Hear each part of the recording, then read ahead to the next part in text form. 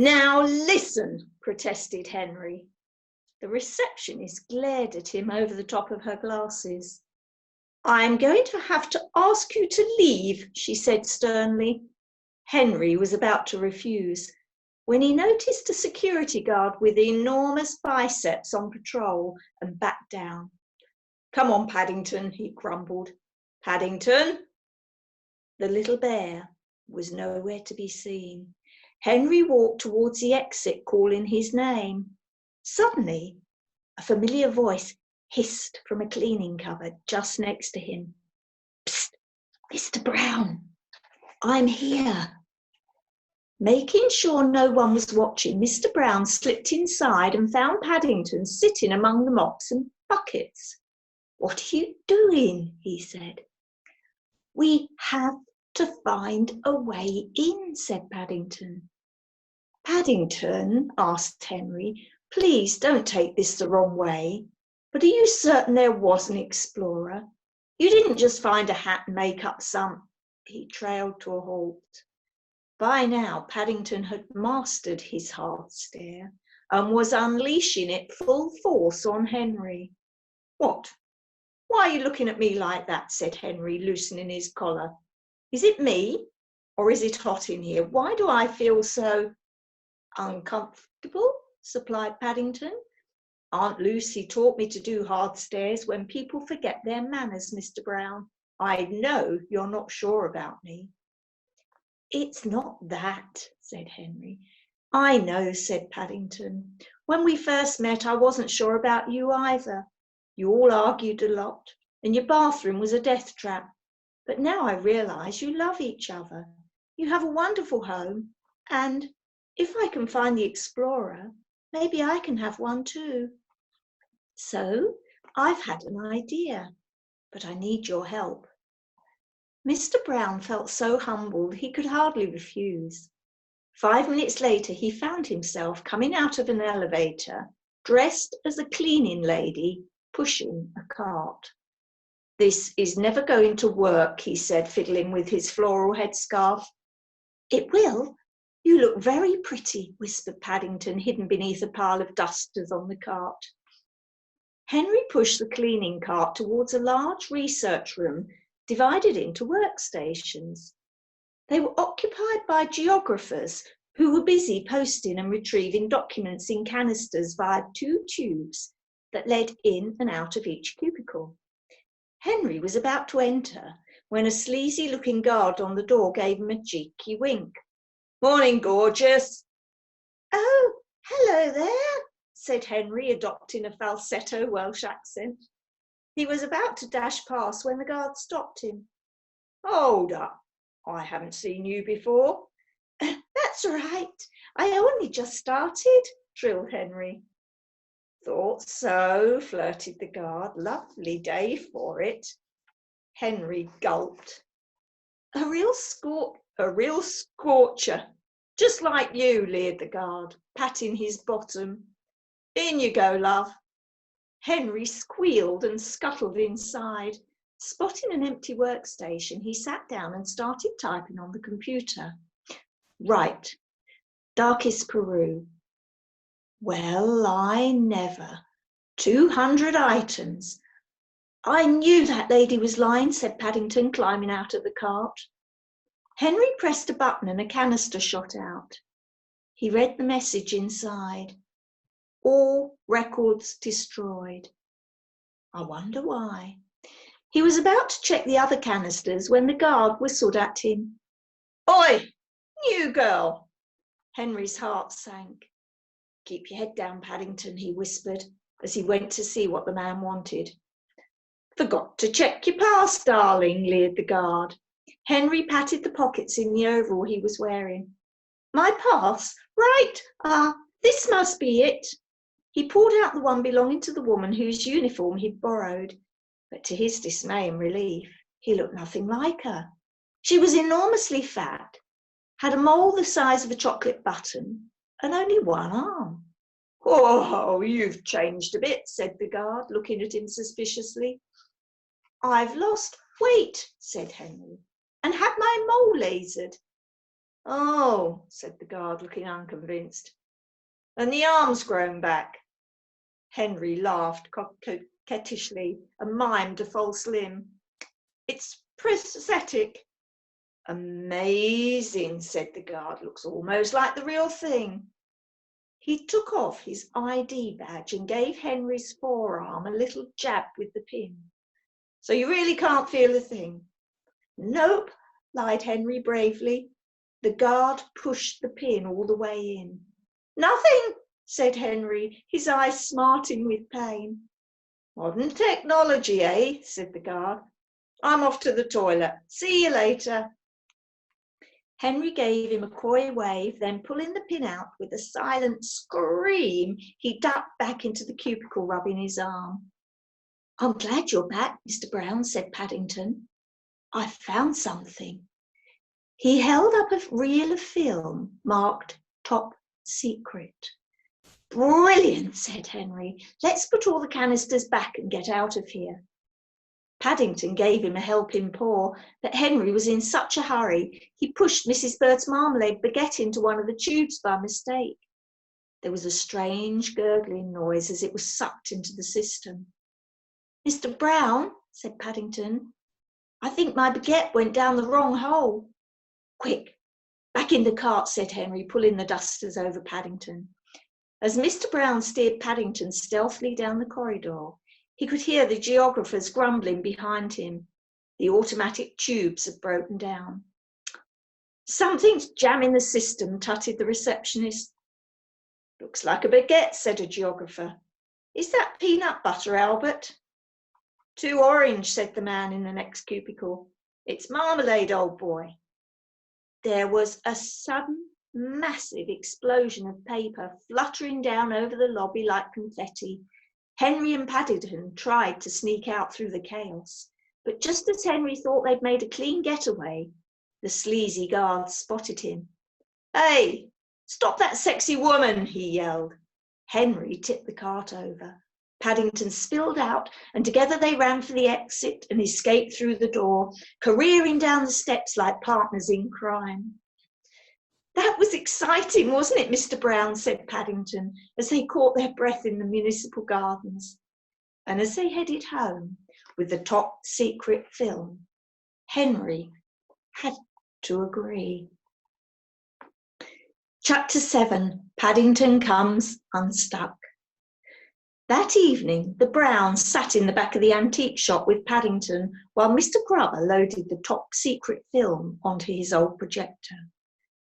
So you actually broke in, Dad, said Jonathan. Sounds incredibly brave, said Mary. Well, said Henry, puffing himself up, there's a time for being boring and annoying, and there's a time for being a man.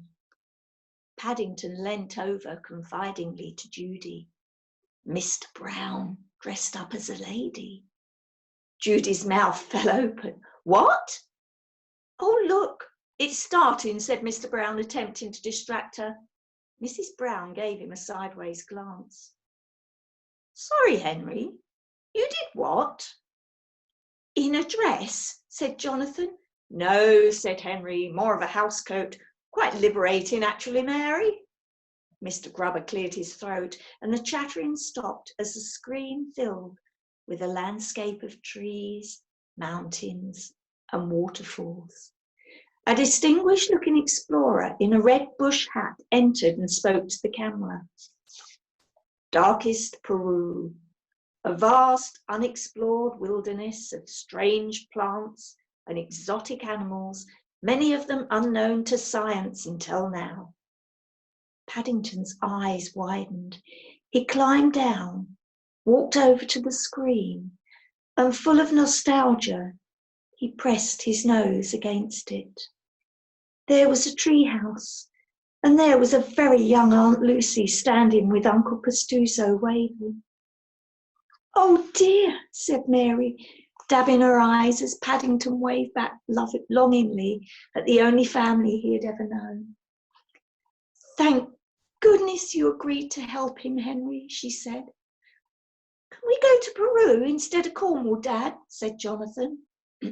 No, said Henry. Cornwall's lovely, while 17% of South American fauna is deadly poisonous.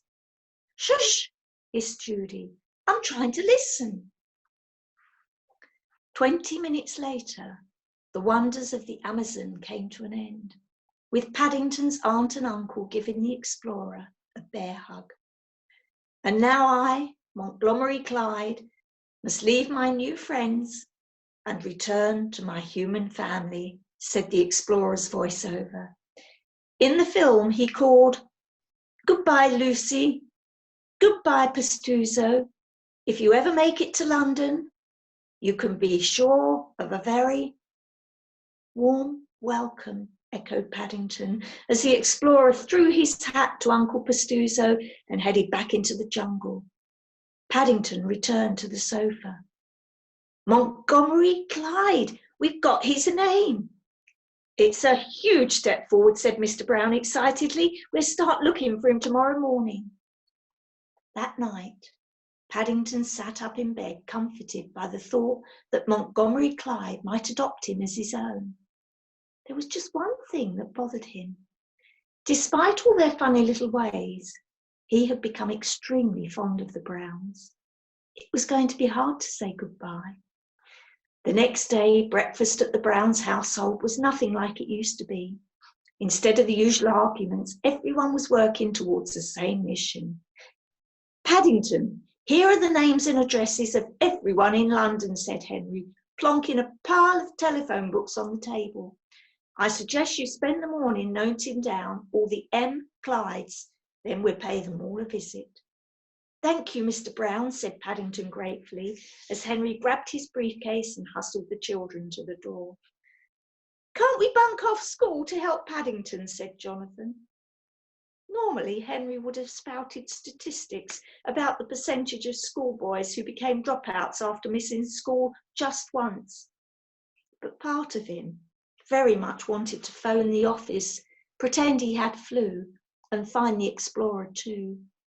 Luckily, Mrs. Bird answered on his behalf. "I've made your packed lunches now," she said. "Be off with you." Mary grabbed her coat. "Wait for me. I'm going to the library to check the electoral roll." Paddington was very fond of rolls, especially crusty ones, and asked if he could come. "It's not that sort of roll," explained Mary. "It's a list of people's details. Montgomery Clyde might be on it." "I'll come with you," said Mrs. Bird. "We're almost out of marmalade." They were about to leave when Henry had second thoughts about leaving Paddington home alone. "It's only for a couple of hours, Henry," said Mary. "Don't worry about me, Mr. Brown," said Paddington. "I'll be fine." Henry was more worried about the possible damage to his house. The bathroom had only just been fixed. "Well, try not to break anything," he said. "I won't, Mr. Brown. Have a nice day." Paddington settled down with the phone books, happily unaware that Mr. Curry had just seen the Browns leave with Mrs. Bird and had got straight on the phone to Millicent. "Honey Pot, this is Fierce Eagle." There was an uncomfortable silence. "I beg your pardon," she said. "It's Mr. Curry. We gave ourselves code names, remember?" On the other end of the line, Millicent pretended to stick 2 fingers down her throat. "Of course," she said smoothly. "The furry menace is home alone," said Mr. Curry urgently. "I repeat, the furry menace is home alone." "On my way," she said, rolling her eyes. By the time Millicent arrived, Mr. Curry had glued the few remaining strands of his hair down with a whole pot of Brill cream and was wearing a moth-eaten dinner jacket with a dead carnation in the buttonhole. "I need to get on the roof," said Millicent, pushing past him.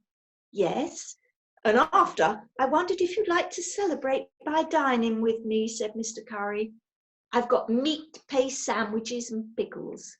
They went off on Tuesday, but I've given them a sniff and they should be all right." "Mr. Curry, the roof," said Millicent. He took her up to his attic and climbing up a ladder, he opened the hatch. And if you feel all sweaty after wrestling that bear into a cage, you can have a soak in my tub, he said. You think of everything, grimaced Millicent, imagining the thick ring of scum round Mr. Curry's bath. Just one more thing, honeypot, he called up as she lifted herself through the hatch in the roof. This is all humane, isn't it? Of course, Mr. Curry. Millicent kicked the hatch shut and slipped off her long coat to reveal full hunting gear. Armed with a dart gun and smoke grenades, she stepped over to the Browns' roof and attached an electronic pulley system to their chimney. Down below, Paddington was far too occupied to notice the goings-on up above. He'd torn the corner off a phone book and, keen to mend it, had found Henry's heavy-duty sellotape dispenser. Unfortunately, the sticky end got stuck to his fur, and as he whirled round to find it, the dispenser let out more tape, wrapping itself round him until he looked as if he'd been mummified. As he tried to unravel himself, Millicent lowered herself silently into the stairwell on the end of the steel cable, head first. Spotting the Browns' telephone in the hallway, she raised a monocular to one eye and read the number on it, then dialed it on her mobile. It was the perfect lure. Hearing the phone ring, Paddington struggled over to answer it. He was still attached to the dispenser, and, stretching the tape to its limit, he strained forward to pick up the receiver. As Millicent took aim and fired, the tape suddenly jerked Paddington backwards. She cursed as the tranquilizer dart missed him by millimetres. Heaving at the sellotape, Paddington shuffled back towards the phone again. Millicent took aim, but just as she was about to shoot, the dispenser gave way, whistled over Paddington's head, and hit her control switch. She zipped chaotically back up the wire and thumped into the skylight. The jolt loosened a smoke grenade from her belt, which fell, landed at the foot of the stairs, and began to belch clouds of smoke. Millicent hastily put on her gas mask. Recovering his balance, Paddington turned and stared in horror at what looked like a monstrous elephant dangling on a wire and waving a gun. He screamed and ran into the kitchen, jamming the chair against the door and looking frantically for somewhere to hide. He saw the oven door was open and dived in, not realising as he did so that he'd knocked the gas on with his shoulder. Listening through the walls, Mr. Curry had heard the scream from next door. He shot up the ladder onto the roof and began scrambling across to the Browns to rescue his beloved. "Honeypot, I'm coming," he bellowed. With one swift move, Millicent had broken the door down and burst into the kitchen. But to her anger, there was no sign of the bear. She began opening cupboards and the tumble dryer, but then suddenly caught sight of Paddington's blue duffel coat sticking out of the oven door. Creeping up silently, she flung it open, but he wasn't there either. Mr. Curry stuck his head down through the skylight in the hallway. "Fierce eagles here, need a hand." A single petal fell from his carnation into the stairwell, where it landed on a mousetrap and set it off. The spring pinged its cheese into the air with such force that it ricocheted off the kitchen light shade and knocked Mrs. Brown's best vase off a shelf. The vase fell onto the oven and hit the ignition button. There was a small spark. Then an almighty boom as the escaping gas exploded, blowing Millicent right off her feet. The house was on fire. An alarm bell began shrieking, and Millicent came round again to the sound of a concerned neighbour knocking on the front door. "Hello? Is everything all right?" she called. Hearing a fire engine approaching, Millicent grabbed the grenade, raced back up the zip wire and disappeared through the skylight. Paddington fell from the kitchen ceiling, where he had climbed when he decided that the oven wasn't safe enough. The sellotape had held him in place there like a giant chrysalis. The Browns and Mrs. Bird arrived home shortly after to find him sitting in the middle of the rug in a pool of fire extinguisher foam. Henry stared in dismay at the sooty wallpaper and the melted television. "Don't worry about me, Mr. Brown. Have a nice day, Mr. Brown," he mimicked. "I told you we shouldn't have left him, Mary." "It wasn't my fault, Mr. Brown," said Paddington pleadingly. "There was an elephant." "Even John Paddington, it had an elephant's head and a snake's body." Mrs. Bird put a hand on her forehead. "Have you been drinking seawater?" she said. Mary knelt down beside him. "Paddington, tell us what really happened. We won't be cross." "Speak for yourself," muttered Henry. Paddington looked at them in dismay. "I promise I would never lie to you," he said earnestly. Even if they didn't say it to his face, it was obvious that nobody believed him. And as Paddington lay in bed that night, he heard Mr. and Mrs. Brown arguing. "That was the final straw, Mary. Think of the children." "It was an accident, Henry," she said. "Paddington's the best thing that's happened to them. They don't argue. Judy's finally talking to us. They're happy. The fact is, that bear is putting them in danger," said Henry. "And he didn't tell us the truth. How can he possibly stay here if we can't trust him?" Paddington sat on the edge of the bed and waited anxiously for Mrs. Brown's reply. "I don't know, Henry. Perhaps when I first asked Paddington to stay, I hadn't really thought it through." Paddington had heard enough. He grabbed the list he'd made of all the M. Clydes, hung Aunt Lucy's luggage label back round his neck, and with one last look around the room, he put his hat on and crept out of the front door with his suitcase. With no particular place to go, Paddington wandered out into the rainy London night. Having plodded past the trees in St. James's Park, he found himself outside Buckingham Palace, where a kindly sentry guard offered him a cake and a hot drink from under his bearskin hat. "I'm sure Her Majesty would put you up for the night," said the guard. But Paddington wasn't a royal bear, and although Buckingham Palace was a lot bigger than the Browns' house, he couldn't call it home.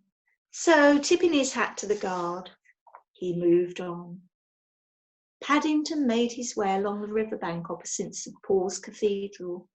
By now he was exhausted, and seeing a bench, he curled up and went to sleep in his duffel coat, shivering under the stars.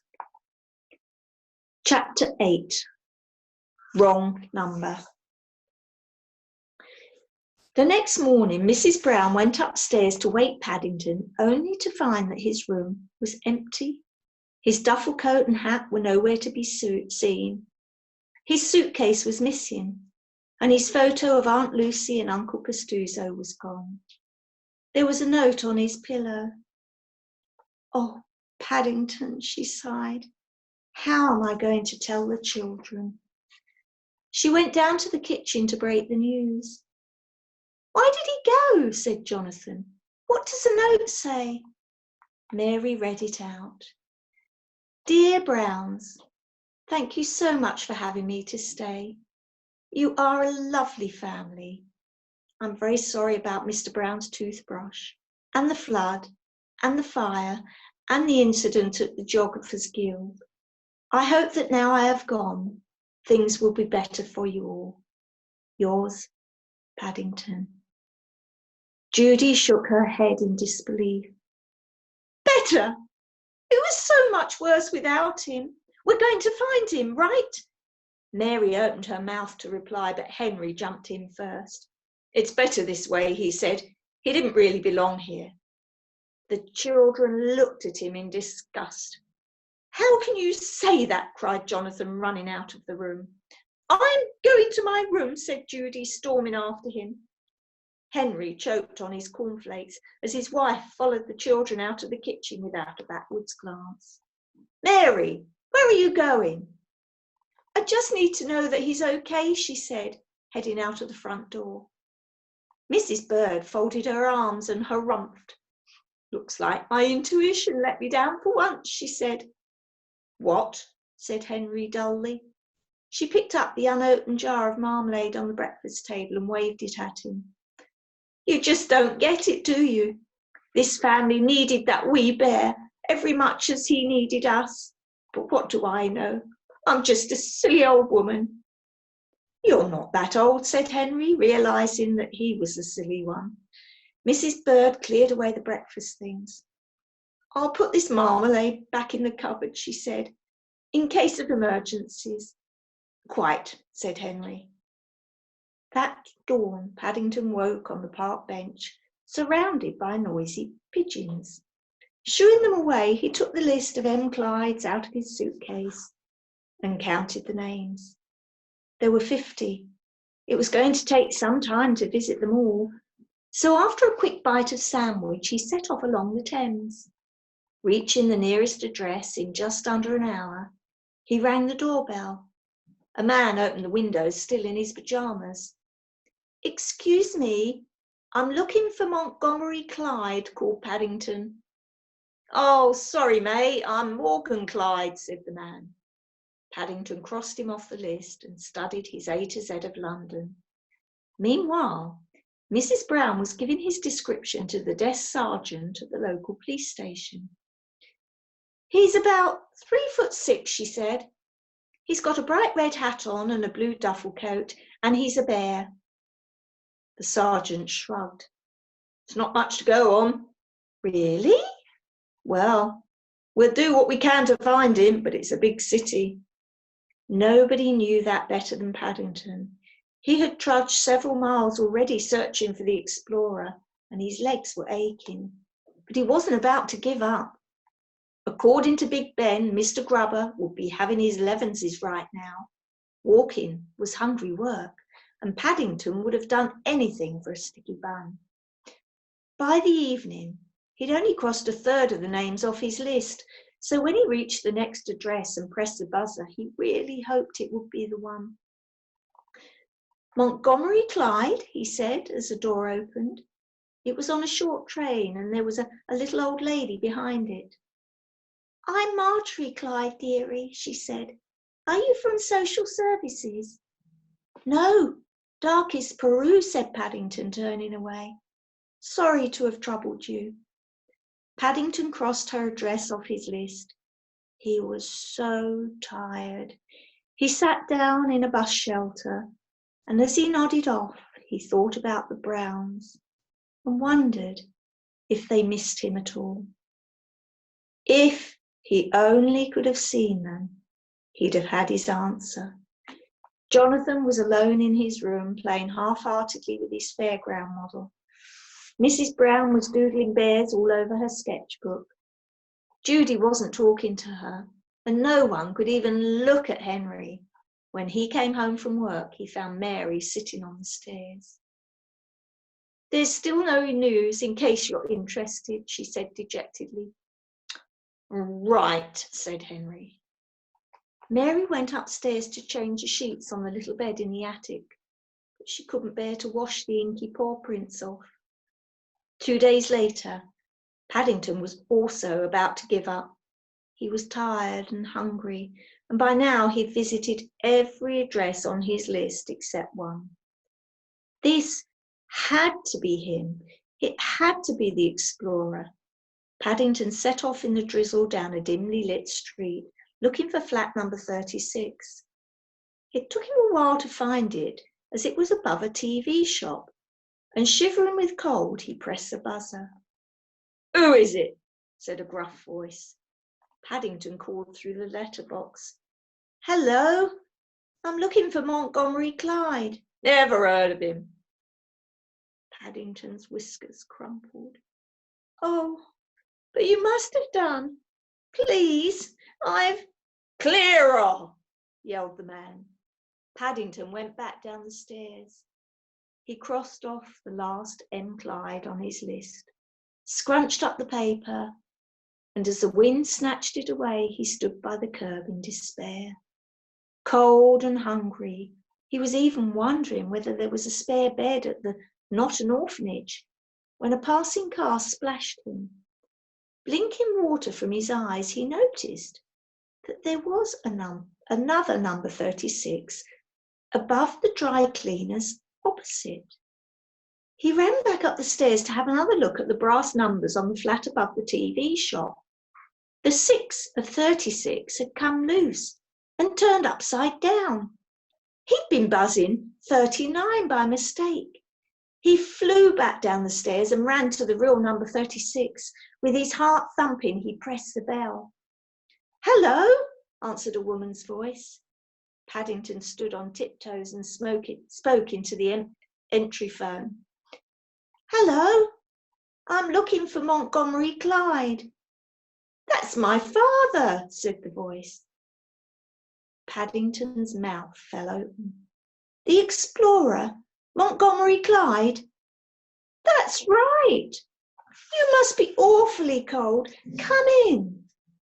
The red light on the CCTV camera winked, and as the door opened with a buzz, he entered and waited at the bottom of the stone staircase. The woman appeared on the stairs. She seemed pleased to see him.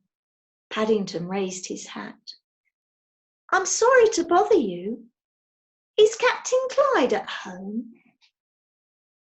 Millicent ran her fingers through her blonde hair. "I'm afraid not. You see, my father is dead." All the joy drained out of Paddington's face. Oh dear. And that's where I'm going to leave it.